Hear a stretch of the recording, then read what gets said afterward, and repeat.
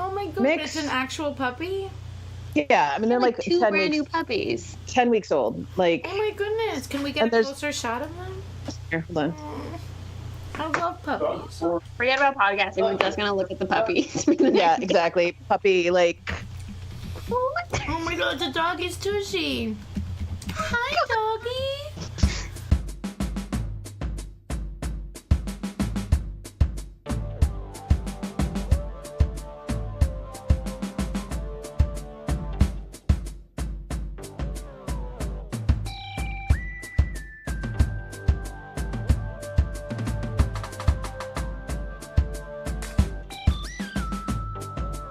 Here we are at the Friday Night Movie Podcast.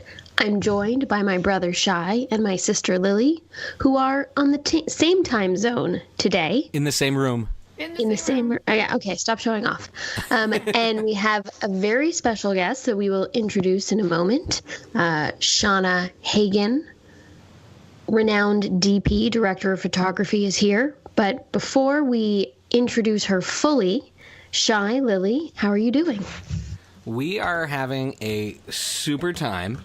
We just got back from shopping at the supermarket, getting some essential items for my diet, which include 5 cases of diet root beer and 6 pints of enlightened ice cream.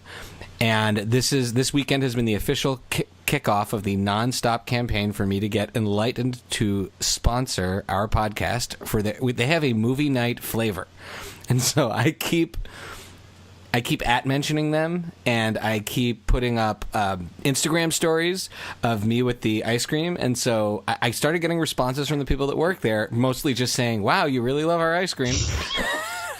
And so anyone who's listening, just get out that little Twitter or Instagram and start mentioning Enlightened and say, movie night should sponsor Friday Night Movie. And again, they don't need to give us money. They could, I'll take a coupon. They could just officially be our So you're just looking for discount codes? All right. Lily, how are you doing? I'm amazing. I'm on a U.S. tour. Started out in Philly, visiting now in Washington or Arlington, Virginia, and just having a grand old time with the fam. It's great. And I'll also add that I've been doing the holiday party circuit.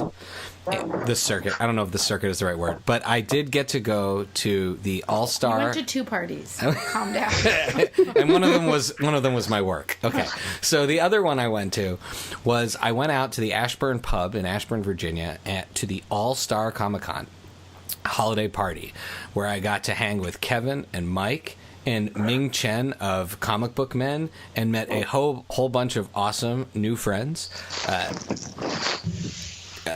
Lucas and Nichelle and Andy and Tony from the Take Two podcast, and it was wonderful getting to know everybody as we march our way to June and our table. Let's be clear, we're not at appearing yet at the All-Star Comic-Con.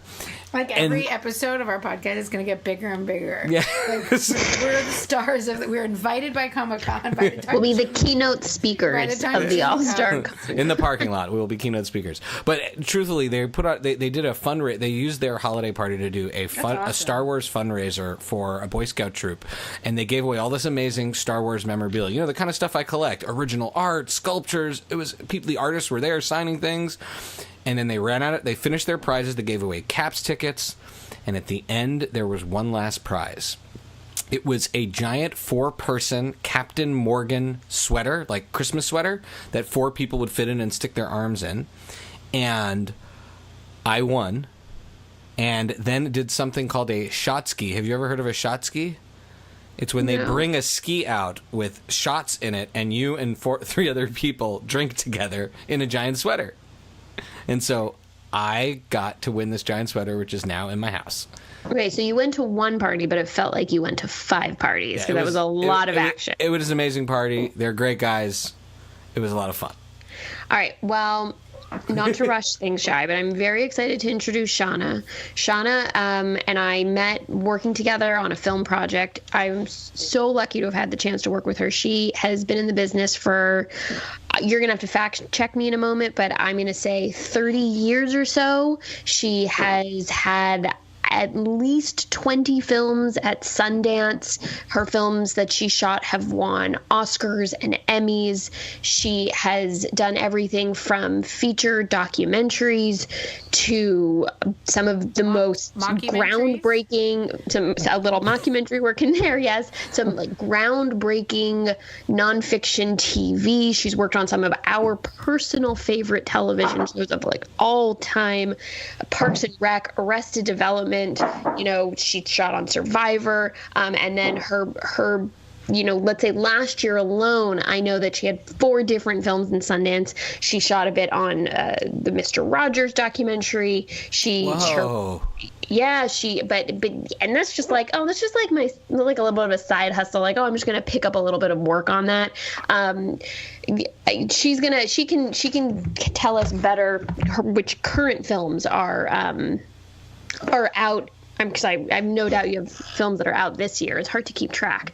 But without further ado, welcome, Shana, to the podcast. How are you doing today? I'm good. Thank you. I really want to know what Shai's going to do with that sweater now. Well, I saw one of his kids, his littlest kid, and Shai's kids are very little, like very tiny humans, and the littlest one was trapped inside of it, running across the living room. She may still be inside. That's fun for days. I mean, that could be a family tradition from here on out. You don't need a babysitter. Just stick them in the sweater. Wait till they escape. That's hilarious. That's funny. Sweater I'm super happy to be here. It's fun to it's fun to get to talk. Often I don't get to talk about my work or what I do. It's being a cinematographer, it's sort of like you end up sort of being behind the scenes a lot, and it's not often that you get to talk to people about what you do and why. And so I love what I do. I think I'm really lucky to have kind of found something early on. I was a photographer, sort of amateur photographer. I had an uncle that gave me a camera, I was in grade school and just kind of got bitten by the photography bug. And then in high school, I was involved with theater where I was doing a little bit of lighting, and sort of the natural combination of my interest in photography and my interest in lighting sort of was like, there's film school. There's people who shoot like films. And I was like, let's try film school. So I went to film school and which film school? Not that I went to Loyola Marymount here in Los Angeles. I grew up in Phoenix, so needed to be someplace close but not super far away. So, so I went to film school, and I don't even know what your question was, Becky. What was your? I just wanted to see, how you doing? I think it was, how are you? That was how are you? But this is a great answer. But this was all of it. I said, how are you? And one of my first question is actually you're already answering, which is, how do you even become a director? What does it mean to be a director of photography for people that are listening and don't know? And then how do you get to become one? I'm like, Becky's fake asking that question because she went to film school, right? So she knows. I'm definitely not a director of photography. Yeah, in a moment, Shana, the dummies will start asking questions over here. I just appreciate Becky being like, so what is it? Because that's like a good interview skill. Because I know because you studied it, but like for everybody else, it's great that you can explain. Well, sure. Well, so a DP, director of photography, or also sometimes I like to use the word cinematographer because it sort of slightly more encompasses what I, it's also more sounds of fancy.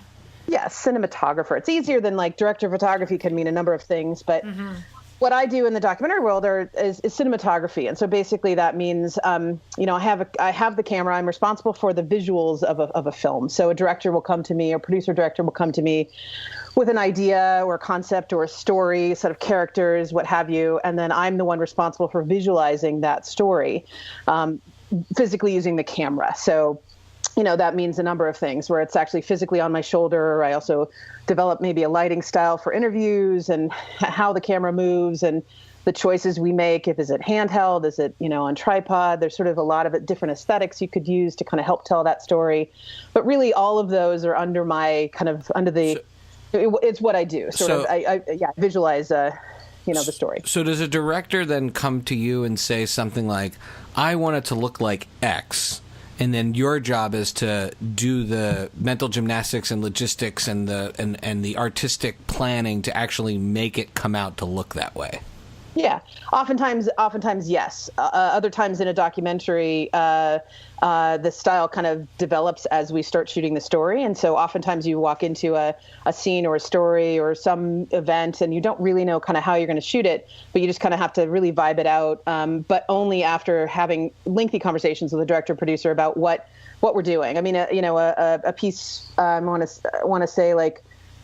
We always start with like who our audience is. Is it an industrial or is it a commercial? Or are you trying to sell, cars? Or you're trying to tell a story about a young girl who's struggling in high school? And now, the last project I worked with Becky on was about a school for Native American teenagers in Minneapolis. So like, is that, and who's going to watch that? Who's going to see it? So kind of trying to figure out who your audience is. You can kind of go backwards from there about how you're going to shoot it, logistics of, all the nuts and bolts about how you're going to do it, but also aesthetically kind of how you want to tell the story. And also a lot of those aesthetics come down to how much time you have with a subject, how much money you have for camera gear, all that stuff kind of comes into making those decisions about aesthetics. But they're definitely twofold. Like if you're on a commercial, I'm hired sometimes when long after a lot of those conversations have taken place, and like, this is how we're going to do it. This is the camera we're going to use. This is the aesthetic we want. Go and do it. And then you have to adapt, and just do exactly what they want, which is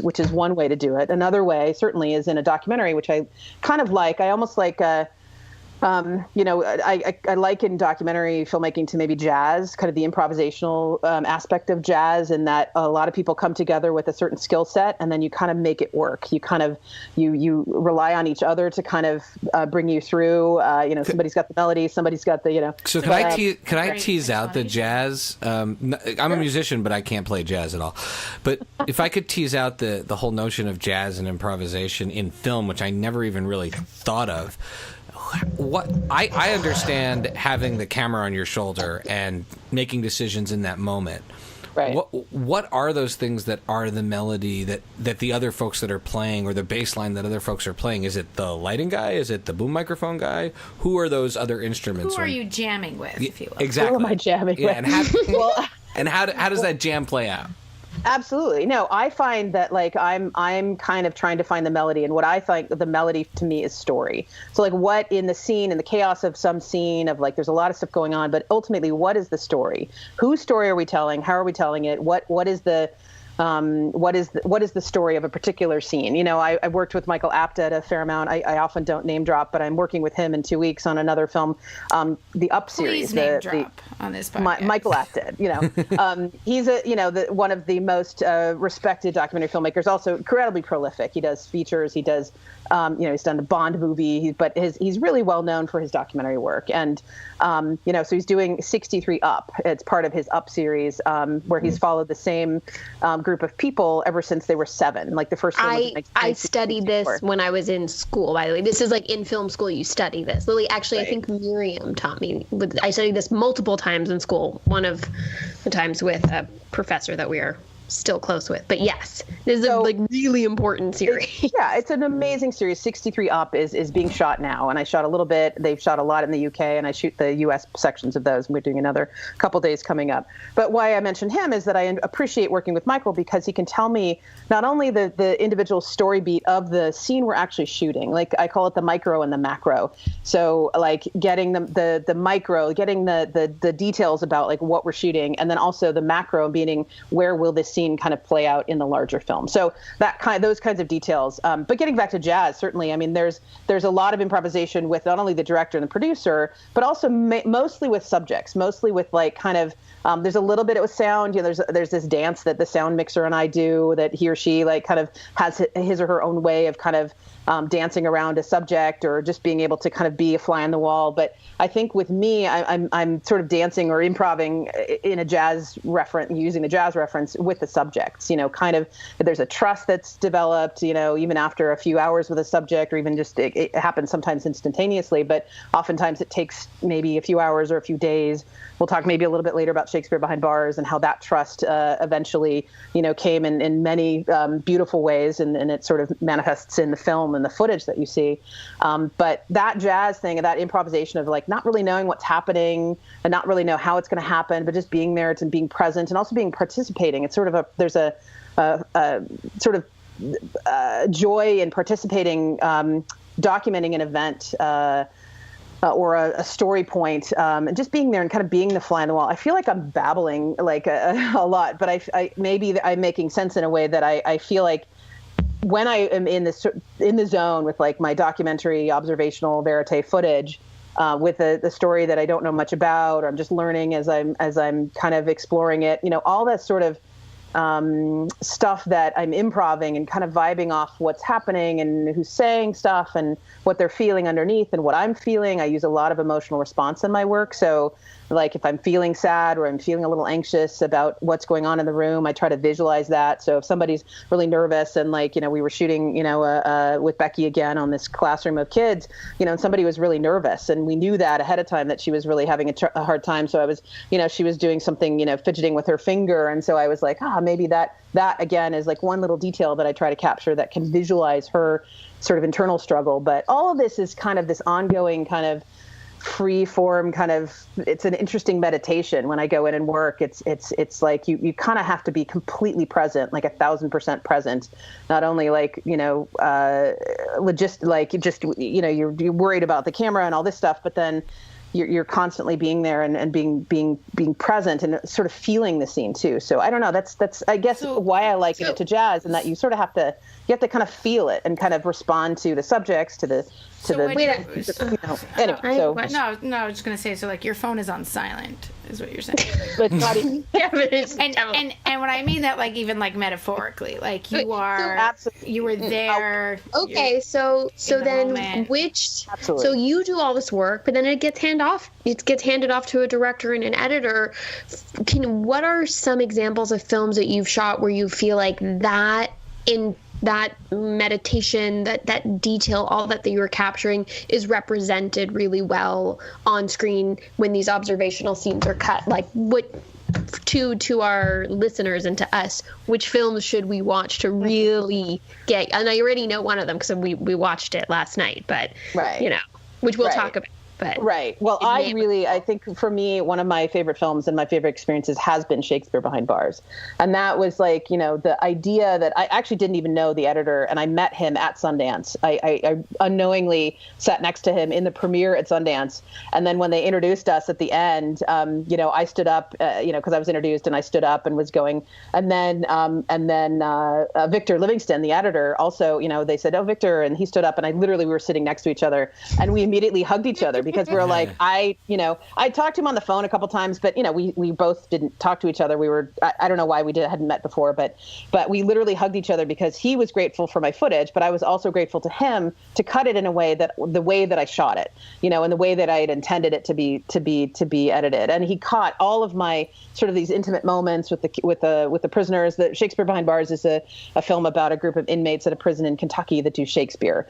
And the year we followed them, we filmed them for about a week a month for about a year, tracking the progress of this production of this play. They do a Shakespeare play. They did the Tempest the year we were there, which is a fantastic, play to do. It's set on an island. There's a lot of, prison references and metaphors of forgiveness and redemption are kind of the main themes. And, it was perfect for the film. But I enjoy, like, to Becky's point, I think there is a sense of, a little bit of dread and worry that, and, if my footage, I've spent so much time and energy and effort, and I take such pride in shooting this, and then it goes into the hands of somebody who, may or may not kind of get it or want to do something else with the footage. But for the most part, I'd say the projects that I've worked on that are that intense and that observational, most of the time the editor sort of gets it right in a way. And sometimes even surprisingly, may make it into something even better than what I was expecting. So there's a bonus there that, takes a scene or two and then puts it, juxtaposes it. I can tell you a story later about Shakespeare Behind Bars, about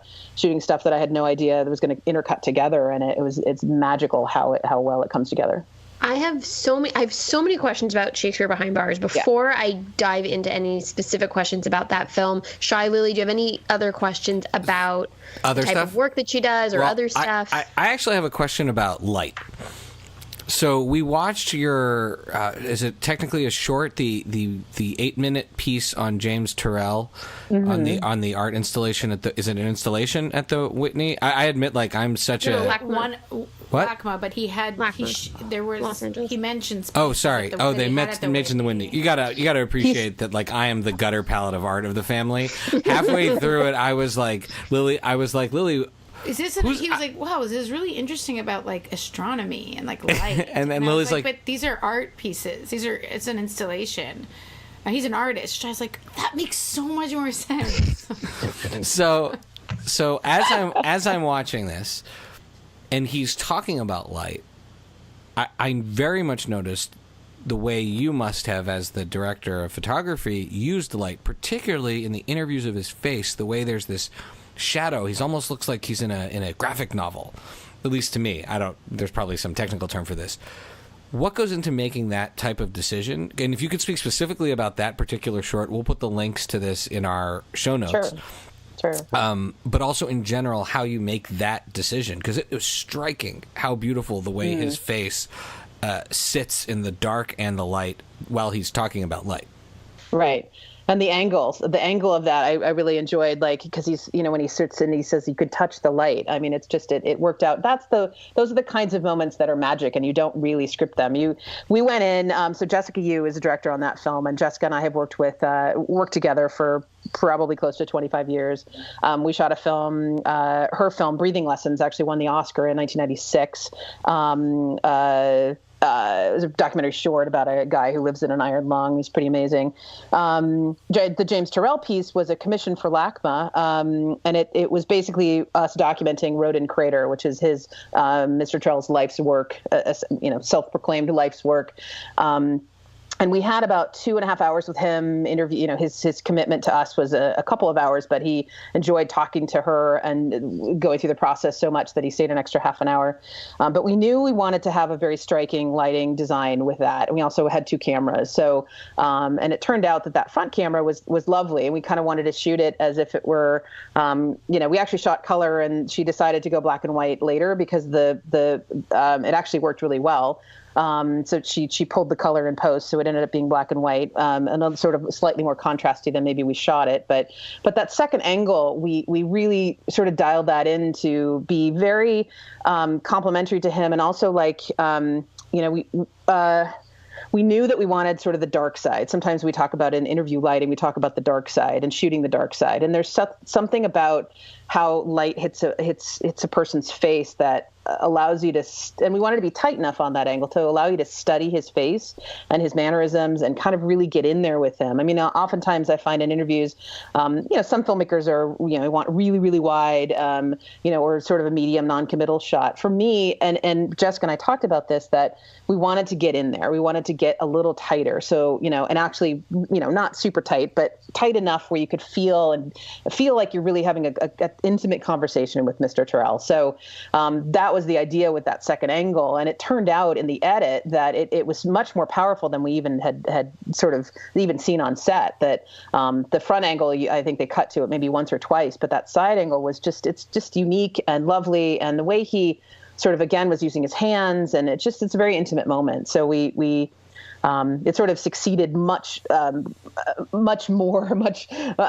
than we even thought at the time. But knowing that we only had a couple of hours, we definitely wanted to have it's a documented. It was actually one of the most exciting and informative and inspirational interviews that I've ever shot. I've shot interviews with celebrities and regular people and Holocaust survivors and people who have incredible stories. And for some reason, his ideas about light and the emotion behind light and feeling, and it just was like right up my alley. As a cinematographer, I'm shooting and I'm relying on light to be able to help me tell the story emotionally, So I was very clued into that interview. I'm glad that you enjoyed it. But yes, that was a very intentional kind of composition as well as the lighting design. And that was something that Jessica and I had talked about from the get-go. And it took us about 4 hours to kind of set that up, because we were shooting at Rodin Crater in an area, in a conference area that he had built into the side of the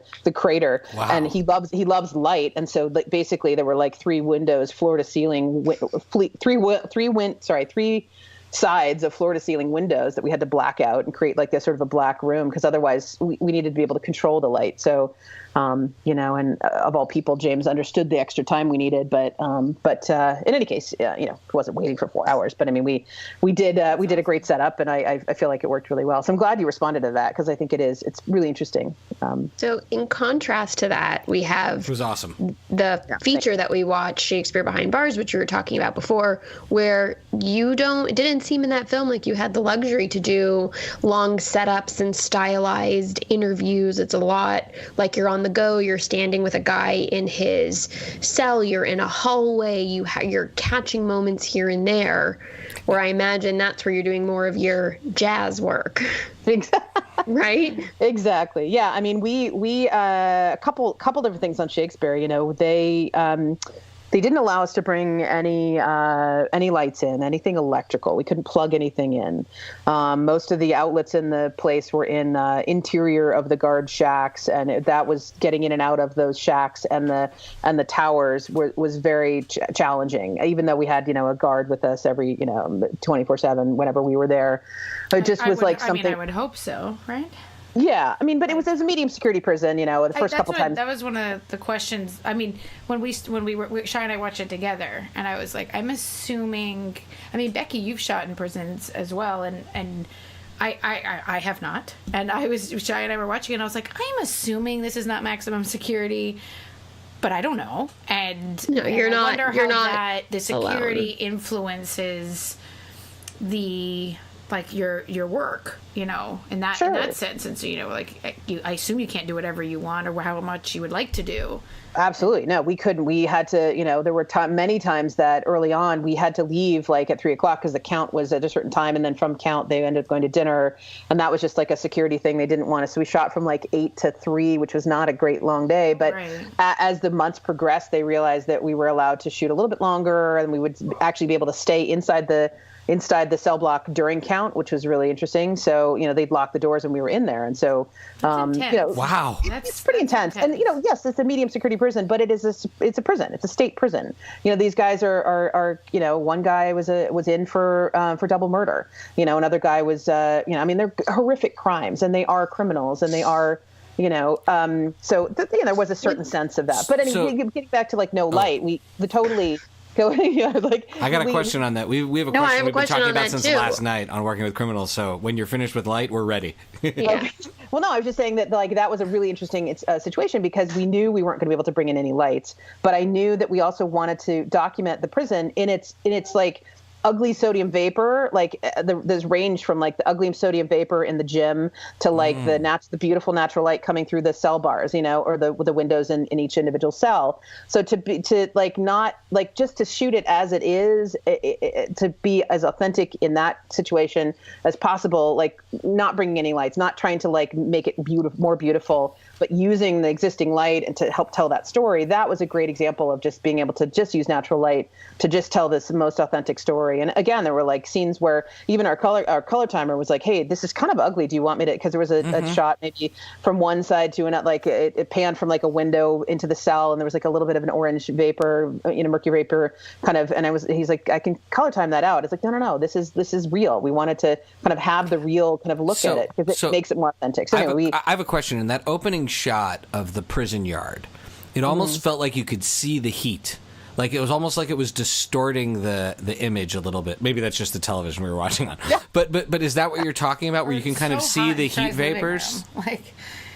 I'm talking about mercury vapor. Actually, it's a color. It's like a street light orange. Mercury vapor is the kind of light source that it is.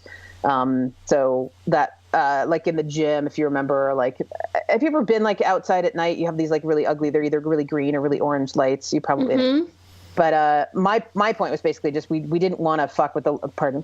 Are we? No. We're an explicit podcast. We didn't want to fuck with the lighting, because it was if it's ugly, it's ugly. And that tells right. You're not there to beautify it. You're there to tell the truth. Right. Exactly. So in part of that truth is the fact that the lighting is really ugly, or the fluorescents are really ugly. So I would imagine there's a time and place for everything, because if you're a type of cinematographer where your style is very clean and you have very specific visions for everything, this is probably not for you. Because you need to embrace the setting and the aesthetics of a certain scene.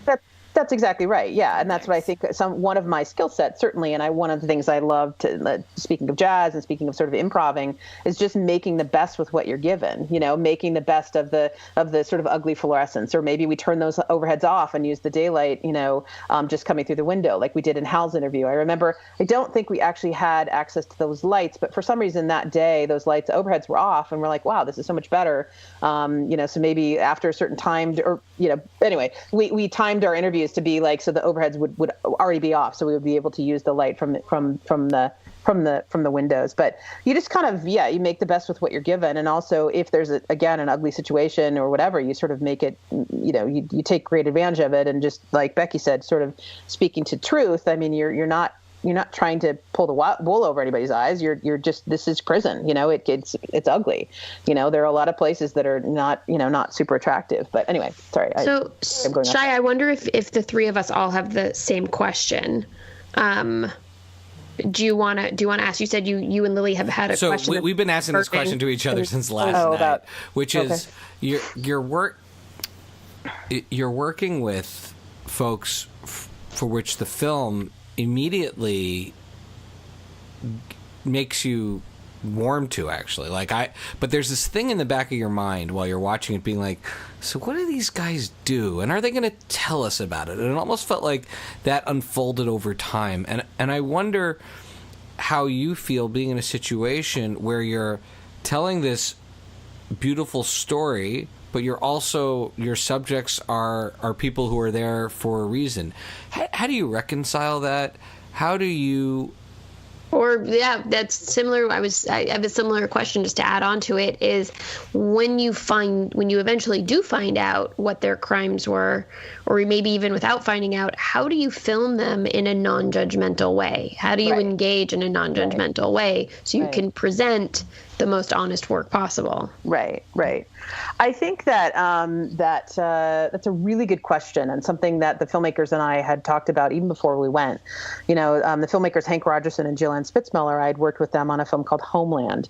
We followed a group of, it's 4 families on the Pine Ridge Reservation in South Dakota over a period of 3 years. And that was kind of Shakespeare seemed to be relatively easy compared to, our time on the reservation, because it's so depressing and but also so joyful, to be able to be witness to and have the honor of telling Native stories, of people trying to live their lives like everybody else, just wanting to have a nice life and have a great, better life for their children. And when Shakespeare came along, we really talked about that, about how, because everybody kind of comes into any job with some kind of preconceived notions about what they think a prisoner is, or what they, what prison should be, or what, whatever. But we talked about maybe just seeing these guys as actors. We really said, these guys, yes, they're prisoners. Yes, they're in prison. Yes, they're criminals. Yes, they did something. But we really wanted to see them as actors. And then from the get-go, even before we started shooting, we actually met with them twice. We went and saw them rehearse. They work with a non-inmate director, this guy Kurt Toftland, who's amazing and incredible, and had been with the program for 10 plus years before we shot. So he'd established a rapport with them. So we were vetted by him, and he brought us in, and he was suggesting that and it was to our great benefit to go and meet the guys without the cameras. So 2 or 3 times I think we went, and they were able to ask us questions. We asked them questions. It was kind of like,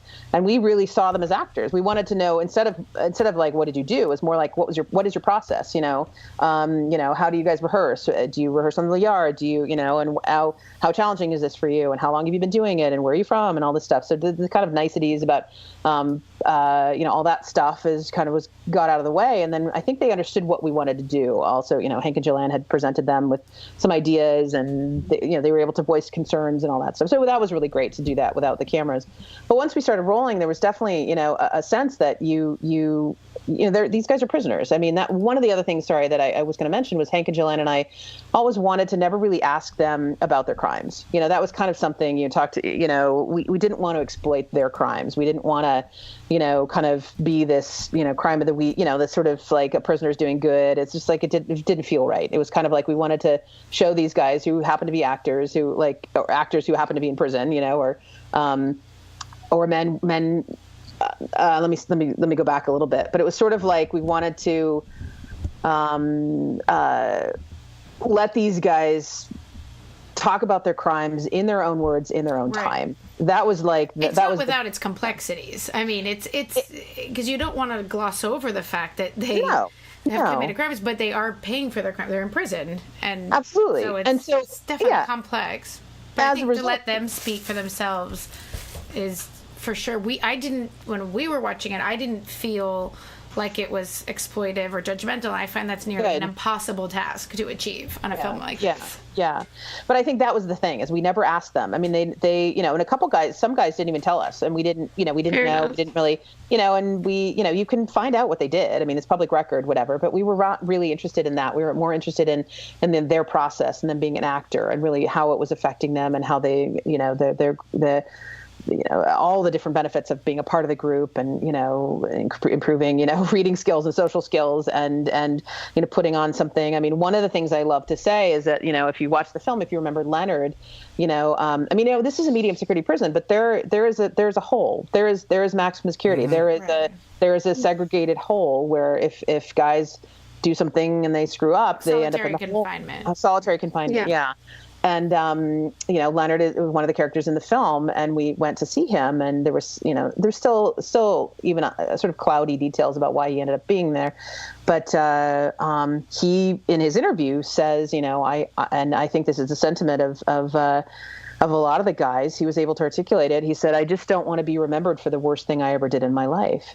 And I think we all kind of gasped at that moment, because it's like, that's like, I think what Shakespeare allows the guys to do is kind of redefine themselves. I mean, society sees them as prisoners, but the Shakespeare program allowed them to be actors. And so it gave them a different identity to focus on. And I think, again, Leonard saying, I don't want to be remembered for the worst thing I ever did in my life. It's like, okay, so you're trying to redeem yourself in some way. And however society wants to sort of allow you to do that, it's sort of secondary to what you're doing for yourself. And so I think Shakespeare allowed them to kind of see themselves as something other than a prisoner, which is pretty remarkable. So, and going in with my own preconceived notions of what a prisoner is like, coming out, I was like, these guys are amazing. I mean, yes, they did, some seriously horrible crimes, but most of the guys, 90% of them that I met and talked to, and really, we were locked in number of times, maybe 5 or 6 times, locked in for count.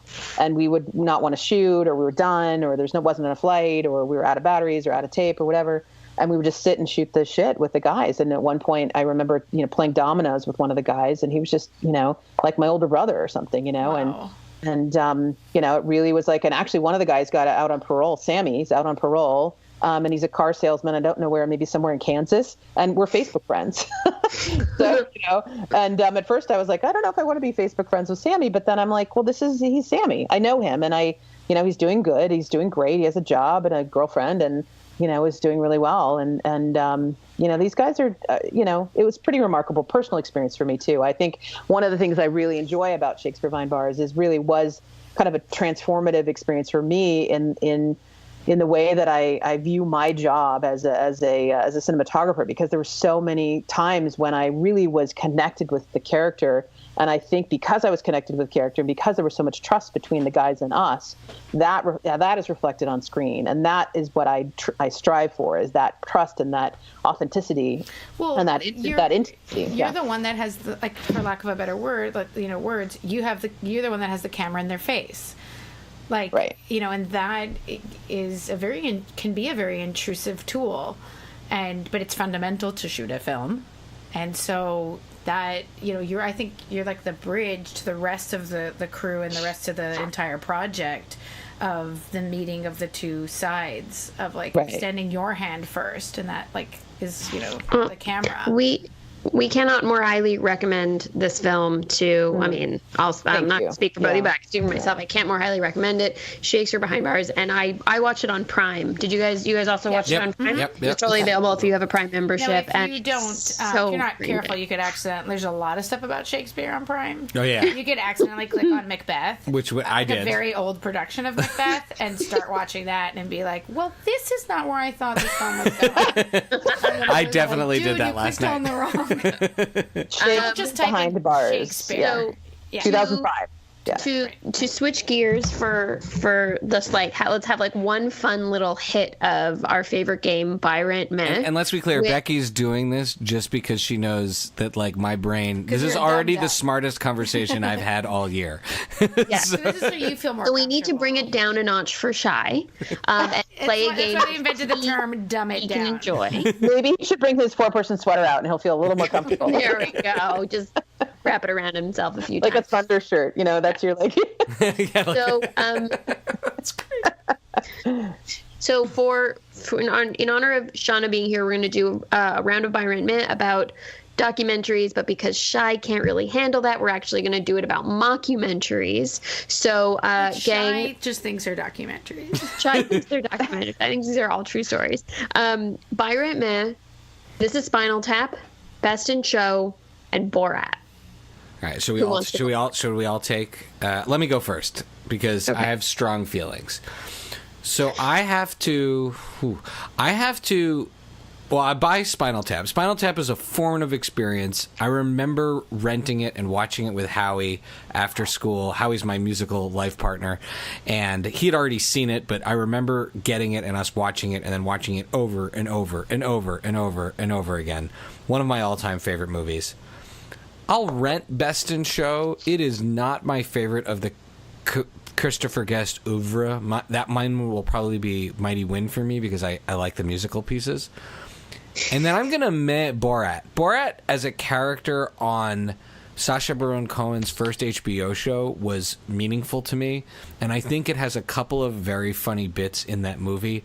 But to me, there are elements of that movie that are just too much and too over the top, although I do like some of the satire elements and some of the hypocrisy he points out, but there's a lot of that movie that is just far beyond what I find funny.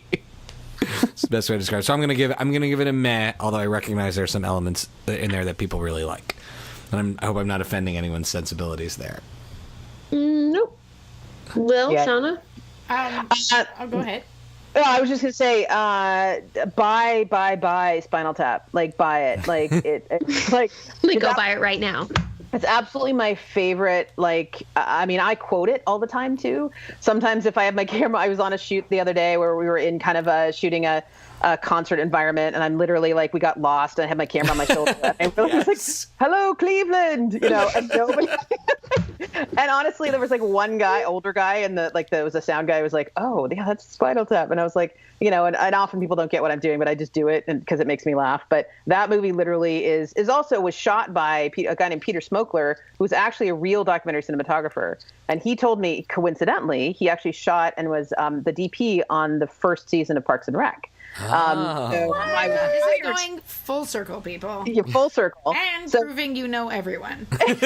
Yes, everyone. But on a side note, Peter Smokler, DP on Spinal Tap, DP and operator, said basically it's about 30% scripted, 60, the rest, 70% here, I'm doing math. A third scripted. Like, that math seems right. 2/3 improv, like completely just unscripted. And they needed a documentary cinematographer to kind of go with it and to play the jazz. Exactly. Kind of like to be the jazz guy. So that to me as a documentary cinematographer was amazing because it's using the doc form to tell this sort of like loosely scripted story.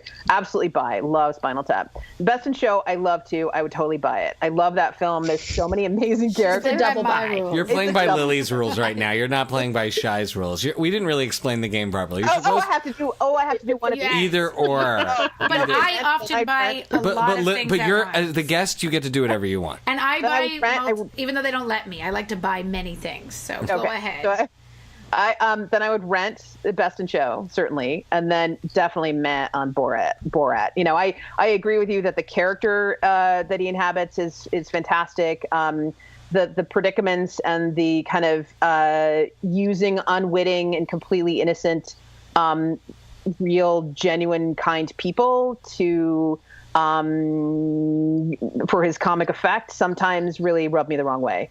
Because I feel like I'm with you on that. Yeah, so that's and if there was a category below Meh, I would. Maybe that's Bleh. I like that. Buy, rent, Like Meh, or Bleh. All right, it has been done. But that said, let me put one caveat. Like, it actually was shot really well in terms of, like, you know, the cinematography. Like, so it felt like a documentary. So it was real, but certainly his, you know, the shtick was it could have been a short. It could have been like an SNL little skit, and then that would be it. But anyway, exactly. It was great in small bites on his show. It was a 2-hour movie. It was like, oh.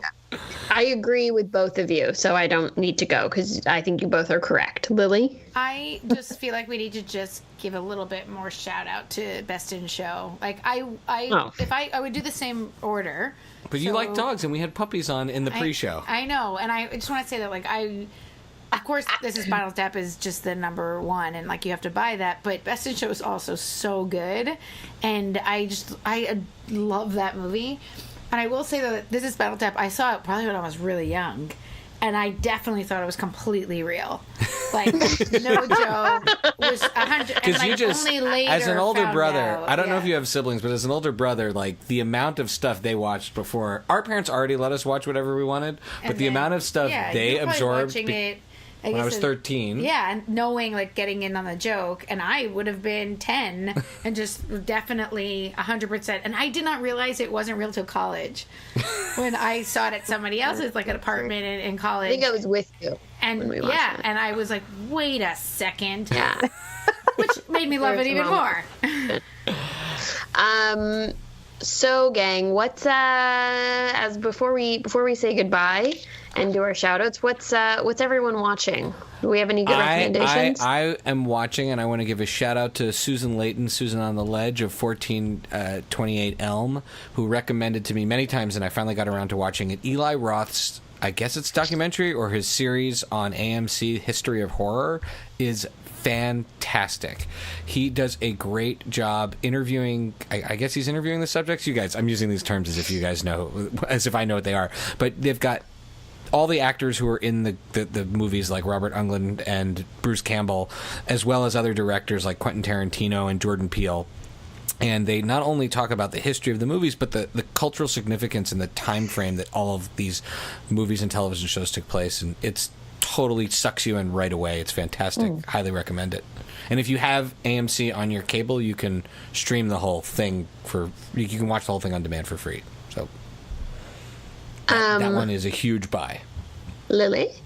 Last night we went to go see Widows. This is a Steve McQueen movie. Wait, you went to the movies, and why didn't you go see...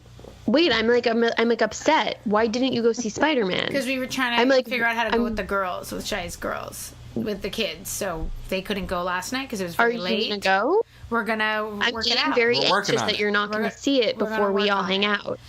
We're going to work on it. I'm going to see it, Becky. Believe me. I'm not the one holding us back here. I just got really upset. We're going to work on it. Okay, so you saw Widows, you liked it. Great. Yeah. It wasn't Spider-Man. All right.